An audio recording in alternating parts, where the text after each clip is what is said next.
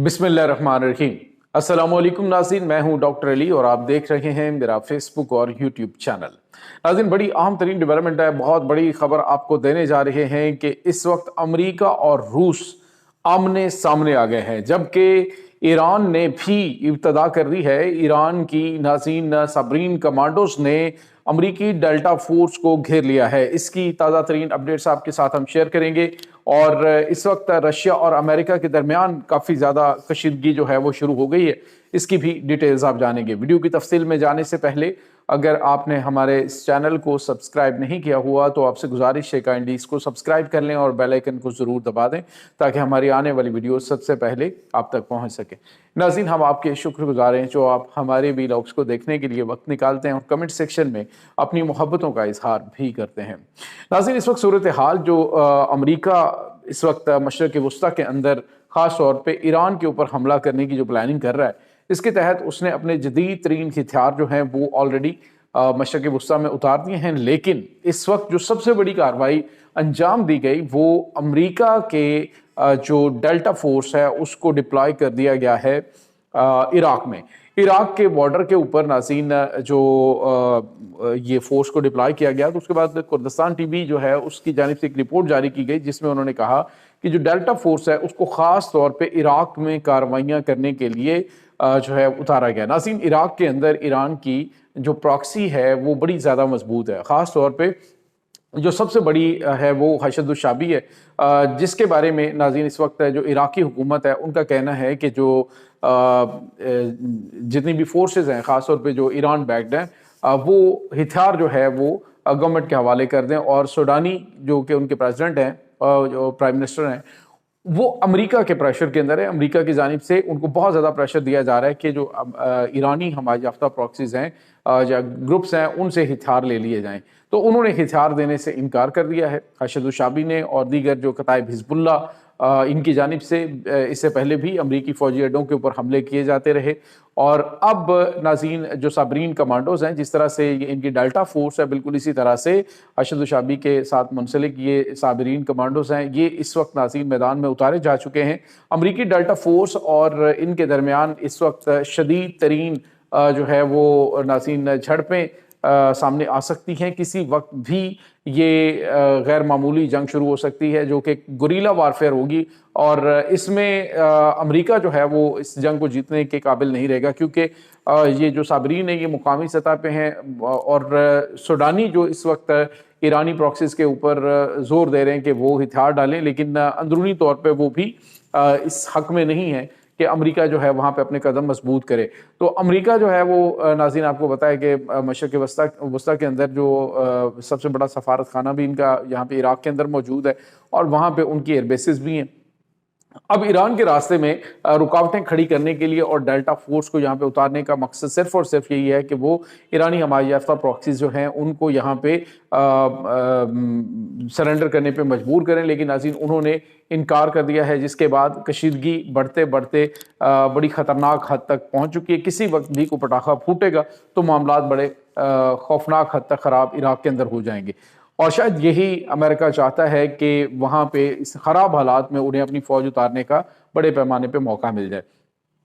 अब दूसरी जानिब नाज़रीन जो खबर आ रही है वो ये है कि ईरान जो है उसने भी तैयारियां शुरू कर दी हैं। ईरान अपनी जो एयर डिफेंस सिस्टम है, अपने जंगी तैयारे हैं, उनको उन्होंने हाई अलर्ट कर दिया है और मशकें उन्होंने शुरू कर दी हैं कि किसी भी किस्म की अगर कोई कार्रवाई होती है तो उसका जवाब दिया जाएगा। ईरान के सुप्रीम लीडर आयतुल्लाह सैयद अली ख़ामनेई जो हैं उन्होंने वाज़ेह तौर पे कहा है कि हम दुश्मन के ऊपर बिल्कुल भरोसा नहीं कर सकते कि वो हम पे हमला नहीं करेगा, क्योंकि अभी खबर ये आई है कि किसी इस्लामी मुल्क के ज़रिए मैसेज भेजा गया है कि इसराइल जो है वो ईरान के ऊपर हमला नहीं करना चाहता, लिहाजा जो प्रीएम्प्टिव अटैक है वो इसराइल के ऊपर ना किया जाए। तो उन्होंने कहा कि पहले भी दुश्मन की जानिब से मक्कारी दिखाई गई थी और इनकी जानिब से कहा गया था जी कि हम हमला नहीं करेंगे, मैसेज यही भेजा गया था। लेकिन जब बातचीत जो है वो امریکہ کے ساتھ اس معاملے میں جاری تھی، تو اس دوران یہ اٹیک کر دیا گیا تھا۔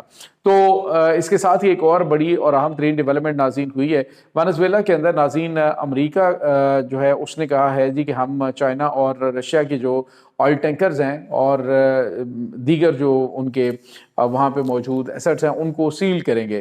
اب جیسے ہی انہوں نے ایک تو وہاں پہ موجود جو ان کی پریزیڈنٹ ہے، جو وائس پریزیڈنٹ سے ابھی پریزیڈنٹ بنی ہے، ان کے اوپر پریشر دیا جا رہا ہے کہ فوری طور پہ تیل کی جو سیل ہے وہ چائنا، رشیا اور دیگر جو برکس ممالک وینزویلا سے آئل لیتے ہیں اس کی مکمل طور پہ سپلائی کو بند کیا جائے، جس کو انہوں نے انکار کر دیا۔ انہوں نے کہا جی کہ ہم یہ سپلائی بند نہیں کریں گے۔ دوسری جانب ناظرین، رشیا نے اپنے آئل ٹینکر جو ہیں ان کی حفاظت کے لیے نہ صرف اپنی جو ہے نیوکلیئر سب میرین بھیج دی ہے، بلکہ اپنے بمبار طیاروں کے ذریعے وہاں پہ انہوں نے اس وقت قدم رکھ دیے ہیں۔ ابھی ریسنٹلی ناظرین جو امریکی نیوی ہے اس کا ایک طیارہ بردار جنگی بحری بیڑا، اس کے اوپر بڑی خطرناک پروازیں جو روسی بمبار طیارے ہیں ان کی جانب سے کی گئی ہے، اور کشیدگی جو ہے وہ بڑھتے بڑھتے بہت خطرناک حد تک پہنچ چکی ہے۔ اس وقت ناظرین وینزویلا کا جو میدان ہے وہ امریکہ کے لیے دوسرا افغانستان بن سکتا ہے، کیونکہ اب جو وہاں پہ کام شروع ہونا ہے وہ کوئی آسان کام نہیں ہے۔ امریکہ اگر یہ سمجھتا ہے کہ وہ جو بڑی تعداد میں یعنی 7 کروڑ بیرل تیل جو ہے یومیہ اگر وہ وہاں سے کہتا ہے جی ہم نکالیں گے اور وینزویلا اور اس کے بعد جو ان کی عوام ہے ان کے لیے ہم استعمال کریں گے، تو اس کو بھی اس لیول تک لے کے جانے کے لیے بہت ٹائم چاہیے۔ اور میں نے جس طرح سے آپ کو بتایا تھا کہ تقریباً اس وقت 8.5 لاکھ بیرل جو ہے وہ یومیہ پیداوار ہے، جو کہ عالمی پیداوار کا تقریباً 1% سم تھنگ بنتی ہے، جو ضروریات کے قابل مطلب نہیں ہے۔ اور باقی جو ان کا انفراسٹرکچر ہے، آئل